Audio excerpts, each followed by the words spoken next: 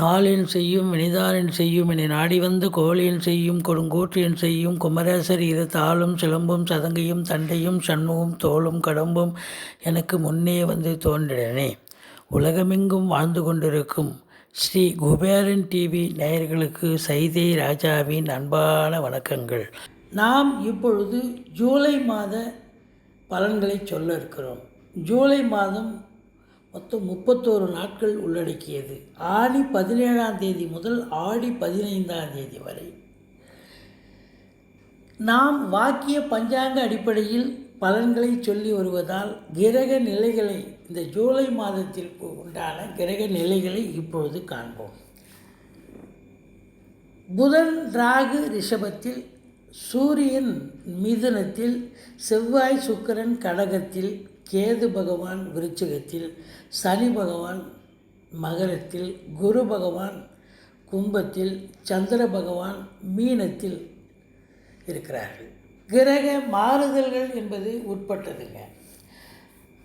2/7/2021 காலை 8:16 மணிக்கு புத பகவான் மிதுனம் சென்று பலனை தர இருக்கிறார். 18/7/2021 பகல் 11:19 அளவில் சுக்கிர பகவான் சிம்மம் சென்று பலனை தர இருக்கிறார். புத பகவான் 19/7/2021 இரவு 4:52க்கு கடகம் சென்று பலனை தர இருக்கிறார். செவ்வாய் பகவான் 21/7/2021 அதிகாலை 5:58க்கு சிம்மம் சென்று பலனை தர இருக்கிறார். இது கிரகங்களுடைய மாறுதல்கள். இந்த மாதம் முக்கியமான நாட்கள் அப்படின்னு பார்த்தீங்கன்னா, ஜூலை 5ஆம் தேதி கிருத்திகை நட்சத்திரம். கிருத்திகை முருகப்பெருமானை வணங்கக்கூடிய ஒரு நாள். ஜூலை 9 சர்வ அமாவாசை. உங்களுக்கு முதியவர்களுக்கு, அதாவது இறந்த முன்னோர்களுக்கு நாம் படையலிட்டு, அதாவது திதி செய்யக்கூடிய ஒரு அற்புதமான ஒரு நாள். ஜூலை 20 ஏகாதசி. பெருமாளை சேவித்தால் பெரிய புண்ணியம் கிடைக்கும். ஜூலை 23 பௌர்ணமி திதி வருகிறது. இப்போது இந்த 12 ராசிகளுக்கும் இந்த ஜூலை மாத கிரகங்கள் என்ன பலன்களை வழங்க இருக்கிறது என்பதை நாம் விரிவாக பார்க்க இருக்கிறோம்.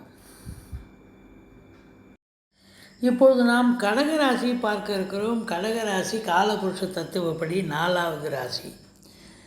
புனர்பூசம் பூசம் ஆயில்ய நட்சத்திரம் உள்ளடக்கியது. இந்த ஜூலை மாத கிரகங்கள் இந்த கடகராசிக்கு எந்தவித பலன்களை தர இருக்கிறது, நல்லது செய்யுமா கெடுதல் செய்யுமா அப்படிங்கிறத நம்ம பார்க்க இருக்கிறோம்.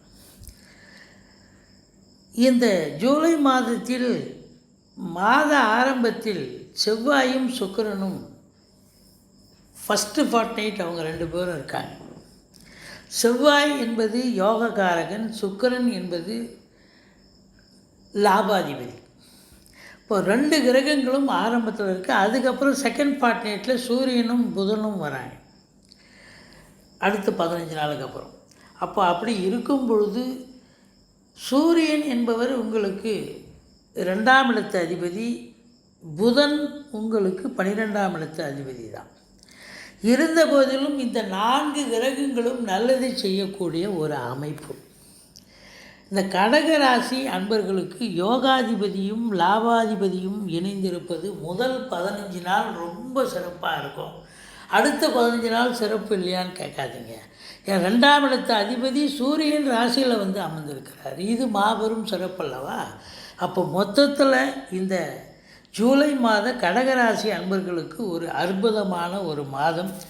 கௌரவம், புகழ், அந்தஸ்து, செல்வம், செல்வாக்கு உயரக்கூடிய ஒரு நிலை, தன்னம்பிக்கை அதிகரிக்கக்கூடிய ஒரு நிலை, ரொம்ப சிறப்பானதொரு மாதம்.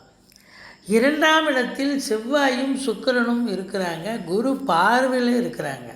அது செவ்வாயும் சுக்கிரனையும் செகண்ட் பார்ட்நைட்டில் வராங்க 15 தேதிக்கு மேலே. ஆனால் குரு வந்து மாதம் முழுவதும் பார்க்குறாரு. அப்போ பண வரவு திருப்திகரமாக இருக்கக்கூடிய ஒரு மாதம் இந்த கடகராசி அன்பர்களுக்கு. பொருள் வரவு பண வரவு திருப்திகரமாக இருக்கும். கொடுக்கல் வாங்கல் சிறப்பாக செய்யலாம். அதுவும் சுக்கிரனை குரு பார்க்கிறார். ஃபைனான்ஸையே தொழிலாக செய்யக்கூடிய அன்பர்களுக்கு நல்ல ஒரு லாபம் கிடைக்கக்கூடிய ஒரு மாதம். லட்சுமி கடாட்சம் நிச்சயமாக உங்களுக்கு உண்டுங்க இந்த மாதம் கடகராசி அன்பர்களுக்கு. பூமியால் லாபம் உண்டு, பெண்களால் ஆதாயம் நிச்சயமாக உண்டு. திருமண வயதில் இருப்பவர்களுக்கு திருமணத்திற்கான பேச்சுவார்த்தை நடத்துவார்கள். நீங்கள் வேலை பார்க்குற இடத்துல உங்களுக்கு செல்வம் செல்வாக்கு, அதாவது உங்கள் சொல்லுக்கும் செயலுக்கும் செல்வாக்கு உயரக்கூடிய ஒரு காலகட்டம். குரு பார்வையில் இருக்கிறார் இல்லையா, இது மாபெரும் சிறப்பு. அதே நேரத்தில் இந்த சூரிய பகவான் உங்களுக்கு எங்கே இருக்கிறார், 12ல் இருந்தாலும் அங்கே குரு பார்வையில் வேற இருக்கிறார் ஆரம்பத்தில். அதனால் உங்களுக்கு எந்த ஒரு பிரச்சனையும் இல்லை. கம்யூனிகேஷன் பாவமும் சிறப்பாக இருக்குது. பிபிஓ, சாஃப்ட்வேர், ஹார்ட்வேர், தபால் தந்தி இலாக்கா, கொரியர் சர்வீஸ், விளையாட்டு வீரர்கள், வீராங்கனைகள், நடன கலைஞர்கள், ஸ்டண்ட் கலைஞர்கள், பின்னணி பாடகர்கள், இசை அமைப்பாளர்கள், இசை வல்லுநர்கள், சினிமா மற்றும் தொலைக்காட்சி பிரிவில் பணியாற்றும் பணியாளர்கள், நடிகர் நடிகைகள், டெக்னீஷியன்கள், இவங்க எல்லாருக்கும் வேலைவாய்ப்பு கிடைச்சி சம்பாத்தியம் பெற்று சந்தோஷமாக இருக்கக்கூடிய மாதம் ஜூலை மாதம்.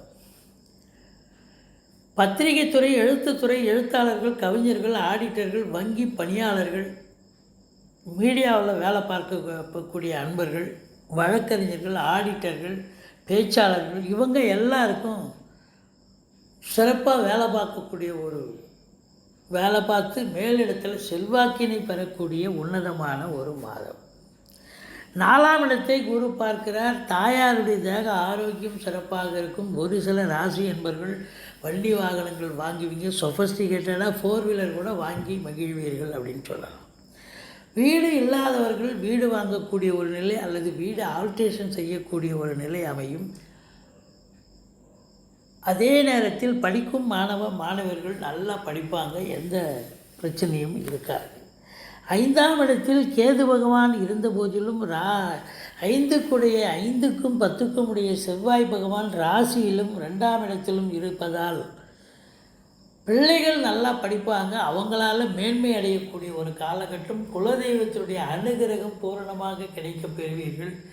விநாயகர் வழிபாடு செய்யுங்கள். உங்களுக்கு இந்த கடகராசி அன்பர்களுக்கு இந்த மாதம் எல்லாமே நல்லதாக அமையும். பூர்வீகத்தை சொத்தில் ஏதாவது பிரச்சனை வரலாம். குலதெய்வ வழிபாடு, விநாயகர் வழிபாடு செஞ்சுட்டு வீட்டில் உள்ள முதியோர்களை வணங்கிவிட்டு செல்லுங்கள். வாழ்க்கையில் எந்த ஒரு பிரச்சனையும் வராது. தலைக்கு வர்றது தலைப்பாயோட போகும் அப்படின்னு நம்ம சொல்கிறோம். 6ஆம் இடத்து அதிபதி 8ல் இருக்கிறார். 6க்குடையவன் 8ல் இருந்து அப்படின்னு சொன்னாக்கா 6ங்கிறது துஸ்தானம், 8ங்கிறது துஸ்தானம். அப்போது எதிரிகள் ஓடி ஒளிவார்கள். கடன் சுமை படிப்படியாக குறையும். கோர்ட்டில் கேஸ் எதாக இருந்தால் சாதகமாக தீர்ப்பு வரும். அதே நேரத்தில் நம்பிக்கைக்கு பாத்திரமான பணியாளர்கள் கிடைப்பார்கள். 7ஆம் இடத்துல சனி பகவான் இருக்கிறார். அவர் வக்ர நிலையில் இருக்கிறார். அதனால் கணவன் மனைவிக்குள்ளே அப்பப்போ ஒரு சின்ன சின்ன கருத்து வேறுபாடுகள் தோன்றி மறையக்கூடிய ஒரு நிலை, அது நிலையாக இருக்காது அப்படின்னு நம்ம சொல்லலாம். அடுத்தது உங்களுக்கு 9ஆம் வீட்டை சனி பகவான் பார்க்கிறதால வெளியூர் வெளிநாட்டு பயணம் செல்லக்கூடிய அன்பர்கள் கொஞ்சம் எச்சரிக்கையாக இருங்கள். அங்கே போய் எதுவும் பிரச்சனை வரக்கூடாது, அதனால் சொல்கிறோம். மற்றபடி பார்க்கும் பொழுது உங்களுக்கு 10ஆம் இடத்து அதிபதி ராசியிலும் 2ஆம் இடத்திலும் இருப்பதால் வேலை கிடைக்காதவர்களுக்கு வேலை கிடைக்கும். வேலையில் இருப்பவர்கள் ப்ரமோஷன், இன்க்ரிமெண்ட், ட்ரான்ஸ்ஃபர் இதெல்லாம் எதிர்பார்த்து சந்தோஷமாக அடையக்கூடிய ஒரு நிலை. அதே நேரத்தில் மேலதிகாரியுடைய பாராட்டுதலையும் பெறுவீர்கள். சொந்த தொழில் புரியும் அன்பர்கள் வங்கிகளின் மூலமாகவோ தனியார் துறை மூலமாகவோ கடன் உதவிகளை பெற்று தொழிலை விரிவாக்கம் செய்து நல்ல லாபத்தை பெறுவீர்கள் அப்படின்னு நம்ம சொல்கிறோம். உங்களுக்கு 11ஆம் இடத்து அதிபதி ராசியிலையும் 2ஆம் இடத்துல இருக்கிறார். 11ஆம் இடத்துல ராகு பகவான் இருக்கிறார். மூத்த சகோதரம் இருந்தால் அவருக்கும் உங்களுக்கும் கருத்து வேறுபாடு வரும். உள்நாட்டு வர்த்தகம், வெளிநாட்டு வர்த்தகம், ஏற்றுமதி இறக்குமதியாளர்களுக்கு ஒரு அற்புதமான ஒரு மாதம் இந்த மாதம், இந்த கடகராசி அன்பர்களுக்கு. ஷேர் மார்க்கெட்டில் இன்வெஸ்ட் பண்ணுறவங்களுக்கும் ஒரு அற்புதமாக இருக்கும். நல்ல லாபத்தை எதிர்பார்க்கக்கூடிய ஒரு நிலை. அதே நேரத்தில் உங்களுக்கு 12ஆம் வீட்டை குரு பகவான் பார்க்குறார். இந்த 12ஆம் வீட்டை குரு பகவான் பார்த்து சூரியன் இருக்கிறார், புதனும் இருக்கிறாருங்க. அப்போது தந்தையால் அனுகூலம், அரசாங்கத்தால் ஆதாயம், அரசாங்கத்தால் என்ன உங்களுக்கு ஒரு லாபம் அடையக்கூடிய ஒரு நிலை நிச்சயமாக இருக்குங்க. நீங்கள் அரசாங்க அலுவலகம் நிமித்தமாக நிமித்தமாக நீங்கள் சென்றீர்கள் என்று சொன்னால் உங்களுடைய காரியங்கள் தடையின்றி நடக்கக்கூடிய ஒரு நிலை.